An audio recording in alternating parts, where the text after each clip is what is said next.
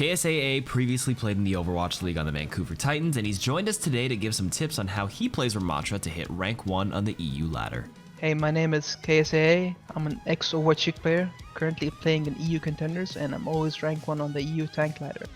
Against Steve, you want to poke her with your staff till she gets in range to start pummeling her, and remember that it goes through defense matrix. She will probably fly away, but you can use your vortex to bring her back down and chase her. Remember, you can also block her bomb in Nemesis form if you don't have your shield. With Doomfist, you want to save your vortex and catch him whenever he tries engaging on your team.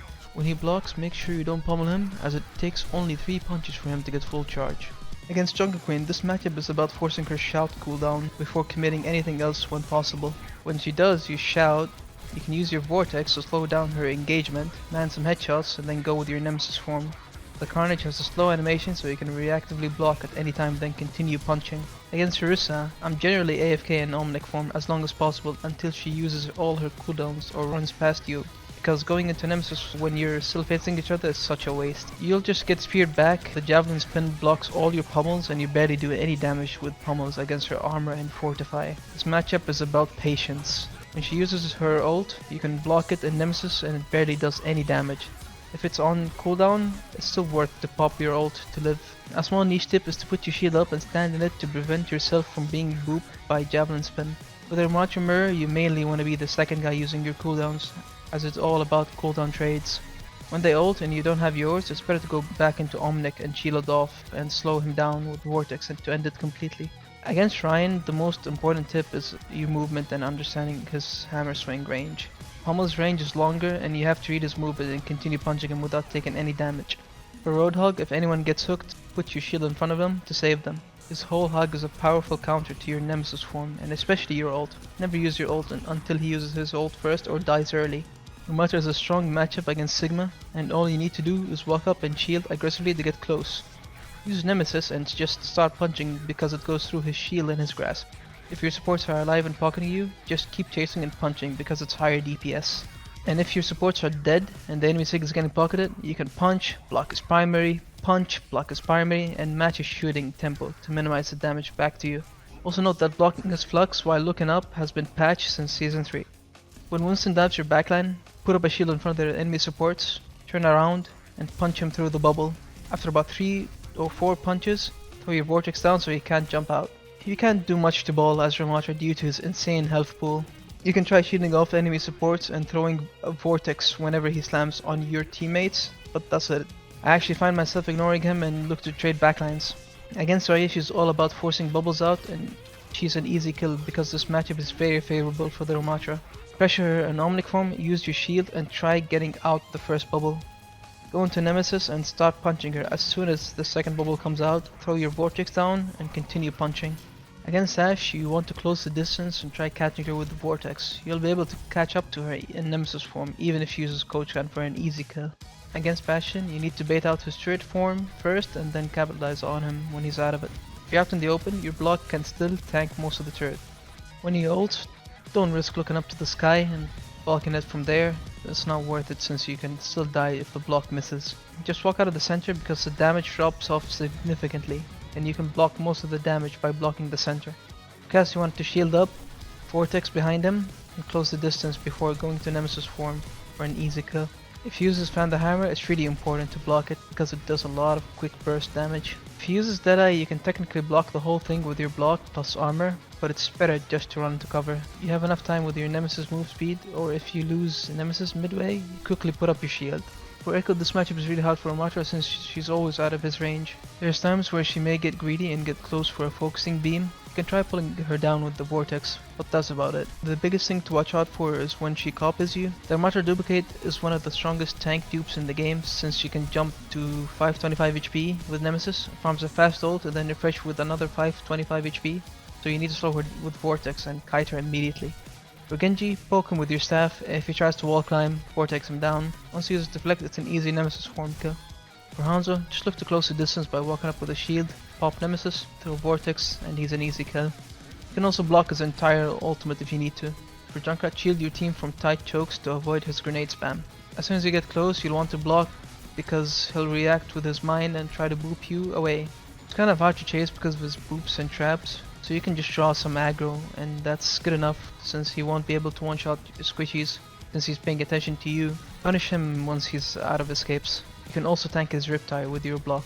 When playing as Mei, her strategy will be to isolate you from your team, put yourself up against the wall and hold block to survive and tell your team to break the wall for you.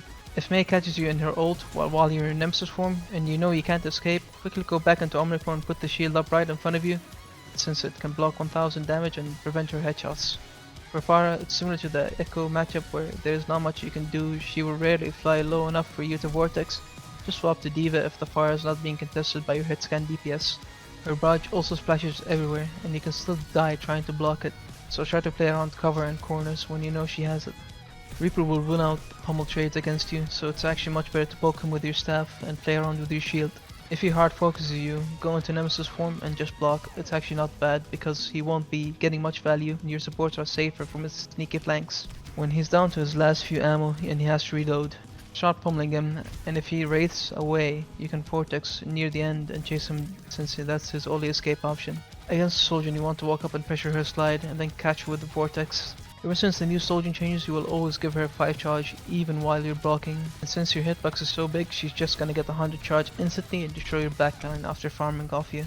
Therefore, if there's no one to pummel, don't sit there and block against her, just go back into Omnic, play cover, you and your shields can continue poking. Against Soldier, he can't kill you fast enough since you have so much HP.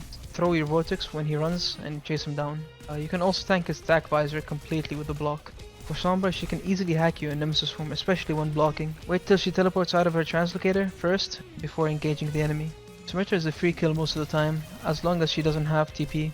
But if you don't happen to kill her fast enough and notice her beam is level 3, just go back to Omnic and shield it off because it's too much damage. When she uses her wall, use your Nemesis form and pummels to break the turrets for your team so they can go in. And if you decide to ult, make sure to jiggle between the walls if they're also dancing between it to extend your ult duration. Torb is unironically good against Ramattra due to his fire rate buff. If you're in Nemesis form, break his turret while in Omnic form, and if he's overloaded, hold block until he has to reload and pummel him after. You can also block a lot of damage from his ultimate if you need to. For Tracer, you can try to one-shot her with 2 pummels in a melee with Nemesis form if she doesn't have blinks or recall. There's not much else to do here. A good Tracer will play the correct spacing and be really annoying. Widowmakers will usually play really far away, and the best thing you can do is poke her out with the staff. Better than you think because it has no fall damage or spread, so you can force her out to reposition and waste her time, preventing her from taking over the game. Ana is your biggest support counter due to your sleep dart, and you always have to look out for it and bait it out before fully committing. If that ability is out, you can chase her down no problem even through the nade. Whenever Bap uses his lamp, you can still hit both the enemy and the lamp at the same time with large pummel hitbox. This is easier to do on taller heroes, and shorter heroes are significantly dependent on elevation. When he uses Amp Matrix, you want to shield behind his ult, right in front of them, to prevent amplified damage. If you put it in front of you, the enemy can still break it very fast. Bigger is an easy matchup for Ramattra's Nemesis form, since you can punch right through her shield if she's playing close. If you see her waste shield bash, chase her down. If she uses Rally, she's probably rushing in with her team, so throw down your Vortex to slow them down and kite. For Kiriko, she is hard to catch out individually in a 1v1, so use the tips in this video to help fight her teammates until she eventually panics and TPs to Suzu. Then she's an easy kill with pummels in Nemesis form. Even if she tries to wall climbing, she's probably dead. If she uses Kitsune and your team isn't matching and countering with your own Kitsune, slow their engagement down with Vortex and shield it off so your team can get out of its range. Re-engage after. For Lucio, you mainly want to catch him with your Vortex if he's wall riding around nearby and pummel him down. That's it really. Orisa has a longer Guardian Angel cooldown thanks to that nerf on Season 3, and you would be surprised at how often you can pummel her at medium range. Sometimes when she's resing behind line of sight, you Vortex and pull her out of its range. Moira does almost no damage to you thanks to your armor and block, and if she ever uses Fade early, don't be afraid to chase her down and kill her. When she uses her ult, don't panic. Just pop your own ult, and the AoE damage from your annihilation can help offset her coolness and self-healing. She'll still die in about 4 pummels. Zen makes playing Ramattra really annoying with his Discord orb. You need to play corners and slowly close the distance or wait for him to make a mistake and get too close. Once you're close, you don't need to get up in his face or else he'll kick you away. Just play max range pummel. And that's it for the Ramattra tips. Check out KSAA's stream. All his socials are linked below, and I'll see you guys next time. Hey, thanks KarQ for having me. You can find me on twitch.tv or WKSAA.